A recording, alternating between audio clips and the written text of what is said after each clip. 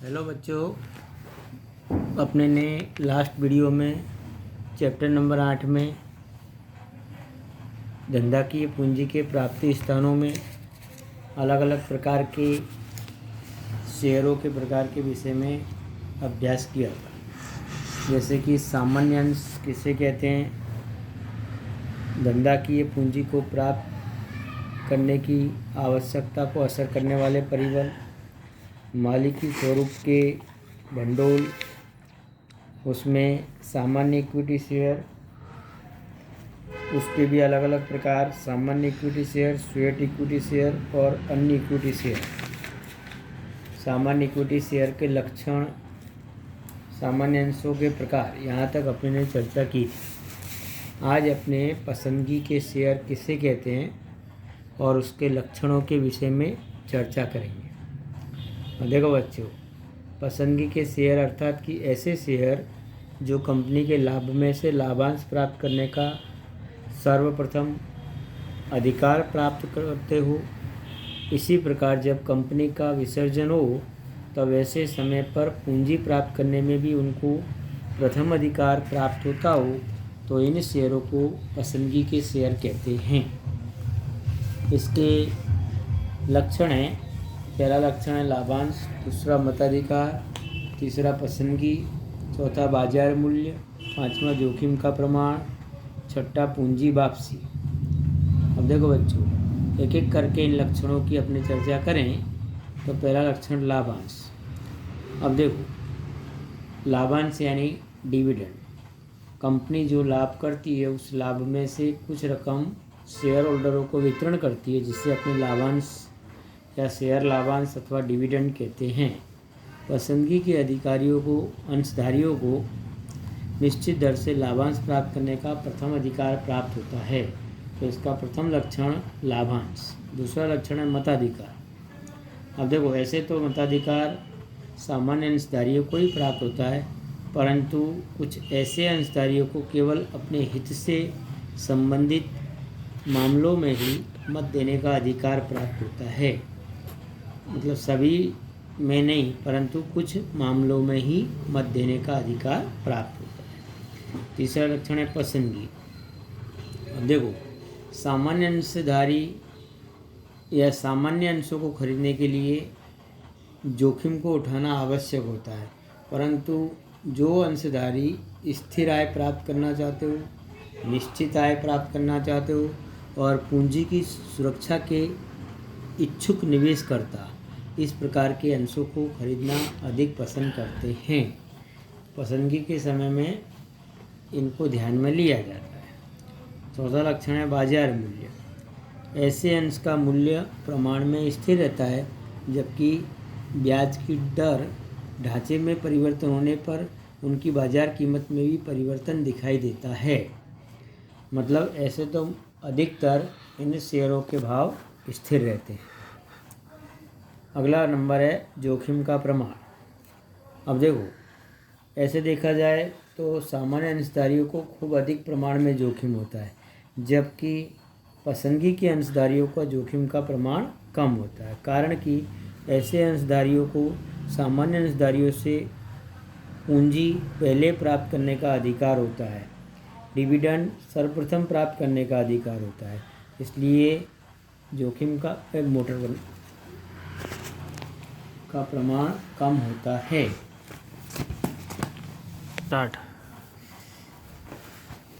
पूंजी वापसी। अब देखो बच्चों, यहाँ अपने कंपनी का विसर्जन जब होता है तब समस्त दायित्व को चुकाने के बाद सामान्य अंशधारियों से पहले ऐसे अंशधारियों को पूंजी वापसी प्राप्त करने का अधिकार प्राप्त होता है। मतलब इन अंशधारियों को सर्वप्रथम पूंजी दिवालिया के समय या विसर्जन के समय प्राप्त होती है। सामान्य अंशधारी और पसंदगी के अंशधारियों के बीच अंतर को अपने समझेंगे। यहाँ सामान्य अंश और पसंदगी के बीच अंतर बताना है। उसमें पहला मुद्दा है अनिवार्य। अब देखो बच्चों, यहाँ अपने सामान्य अंश प्रत्येक कंपनी के लिए प्रकाशित करना अनिवार्य होता है, जबकि पसंदगी के अंश प्रत्येक कंपनी के लिए प्रकाशित करना अनिवार्य नहीं होता है। दूसरा मुद्दा है लाभांश की दर। सामान्य अंशधारियों की लाभांश की दर अनिश्चित होती है, जबकि पसंदगी के अंशधारियों की लाभांश की दर निश्चित होती है। अधिकार। तीसरा मुद्दा, सामान्य अंशधारियों को कंपनी की सभा में उपस्थित रहने का, मत देने का और संचालकों को मनोनीत करने का अधिकार प्राप्त होता है, जबकि पसंदगी के अंशधारियों को मात्र अपने हित से संबंधित मामलों में ही मत देने का अधिकार प्राप्त होता है। चौथा लक्षण है जोखिम। सामान्य अंशधारियों में जोखिम का प्रमाण अधिक होता है, जबकि पसंदगी के अंशधारियों में जोखिम का प्रमाण कम देखने को मिलता है। निवेशक। पाँचवा पॉइंट, सामान्य अंश में जोखिम उठाने और अंश में सट्टाबाजी की इच्छा रखने वाले निवेशक इस प्रकार के अंशों को खरीदना अधिक पसंद करते हैं, जबकि निश्चित आय प्राप्त करने वाले, पूंजी की सुरक्षा रखने वाले निवेशक पसंदगी के शेयरों को खरीदना अधिक पसंद करते हैं। बाजार मूल्य। सामान्य अंश के बाजार मूल्य में कमी वृद्धि अधिक दिखाई देती है, जबकि पसंदगी के अंशों का बाजार मूल्य स्थिर रहता है। बाजार मूल्य में कमी वृद्धि नहीवत प्रमाण में देखने को मिलती है। और सातवां पॉइंट है पूंजी में वृद्धि। सामान्य अंशधारियों में ऐसे अंशों में अधिकार के अंश और बोनस अंश के कारण पूंजी में वृद्धि होती है, जबकि पसंदगी के अंशधारियों की पूंजी में वृद्धि नहीं होती। ये पसंदगी के अंश और सामान्य अंश में अंतर था। अब अपने संचित लाभ के विषय में चर्चा करेंगे बच्चों। संचित लाभ यह लाभ का पुनः विनियोग। कंपनी अपनी समृद्धि के समय में विशेष प्रमाण में लाभ कमाती है, तब समस्त लाभ लाभांश के रूप में वितरण करने के बदले इस लाभ का कुछ भाग आरक्षित कोष या रिजर्व कोष में जमा रखा जाता है, आरक्षित रूप में धंधा में रखा जाता है। भविष्य में धंधा में उत्पन्न होने वाले दायित्वों का भुगतान करने के लिए इस प्रकार के संचित लाभ को धंधा में पुनः विनियोजित किया जाता है, इसलिए इसे लाभ का पुनः विनियोग के रूप में भी कहते हैं या जानते हैं। अब इसके कुछ लाभ है और कुछ मर्यादाएं हैं बच्चों। इसके पहला लाभ है मंदी के समय में उपयोगी। दूसरा लाभ है भविष्य की योजनाओं के लिए अमल में उपयोगी। तीसरा लाभ है नई संपत्ति की खरीदी के लिए उपयोगी। चौथा लाभ है लाभांश की स्थिर नीति। पांचवा लाभ है इसका बोझ मुक्त संपत्तियाँ। छठा लाभ है उधार पूंजी वापिस कर सकते हैं। सातवां पूंजी लागत में कमी और आठवां मालिकी स्वरूप की पूंजी। अब देखो बच्चों, यहाँ अपने पहला लाभ है मंदी के समय में उपयोगी। बाजार में जब उत्पन्न नकारात्मक परिवर्तन दिखाई दे, मंदी का माहौल के समय में आने वाली समस्याओं का सामना करने के लिए संचित लाभ या लाभ का पुनः विनियोग खूब अधिक उपयोगी होता है। अर्थात कि ऐसे समय में लाभ का पुनः विनियोग का उपयोग किया जा सकता है और मंदी के समय में खूब उपयोगी सिद्ध होता है। दूसरा लाभ है भविष्य की योजनाओं के अमल के लिए उपयोगी।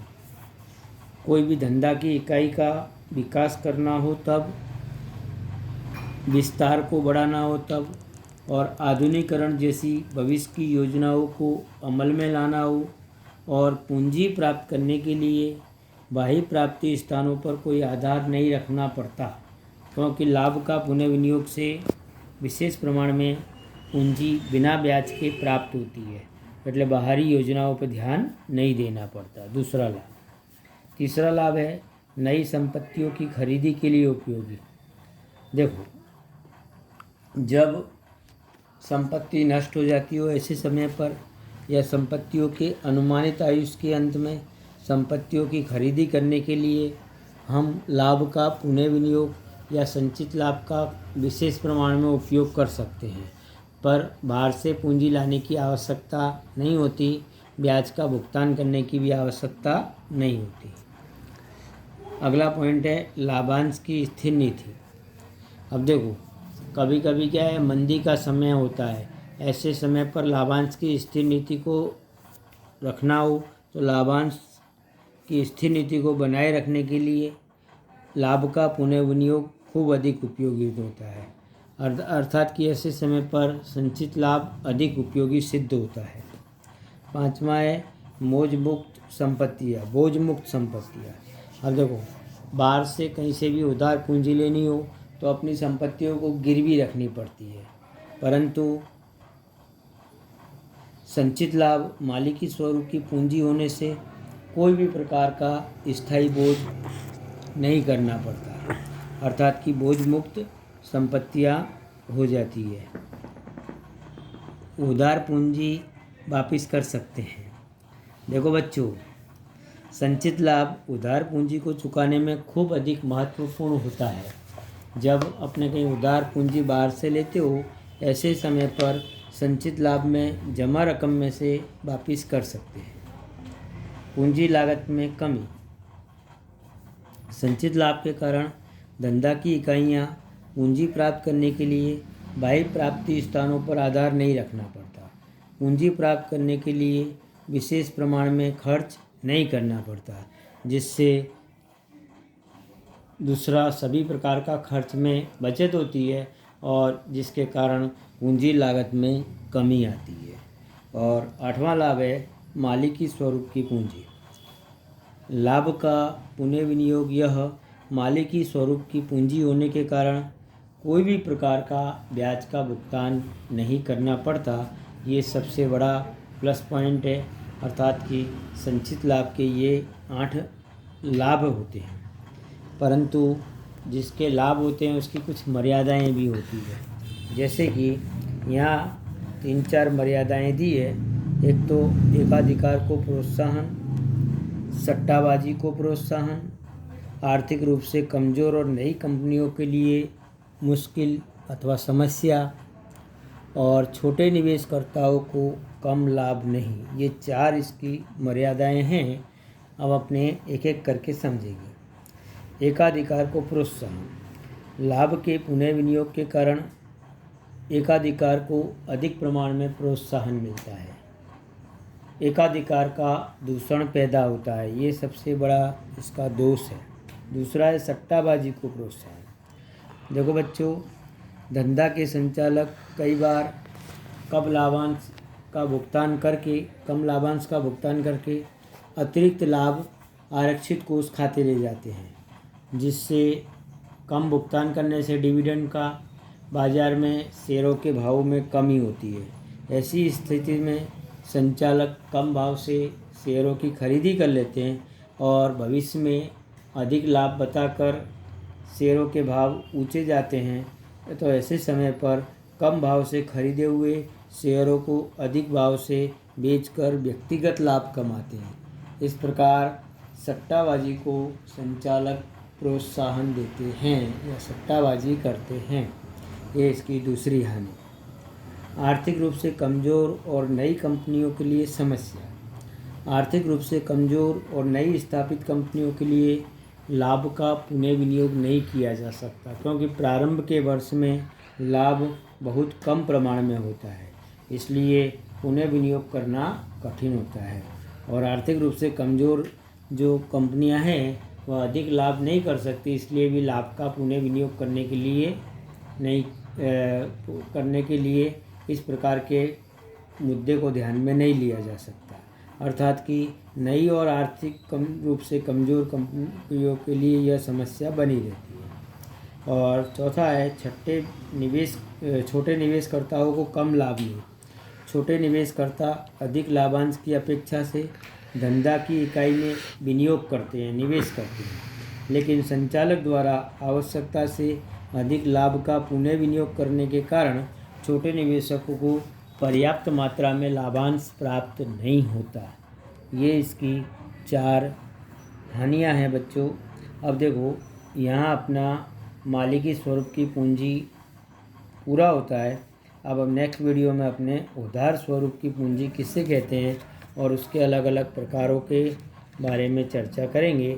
इस प्रश्न को आपको आपकी पाठ्य पुस्तक में से देखकर स्वाध्याय के सभी प्रश्नों को अपने चौपड़े में करना है। धन्यवाद।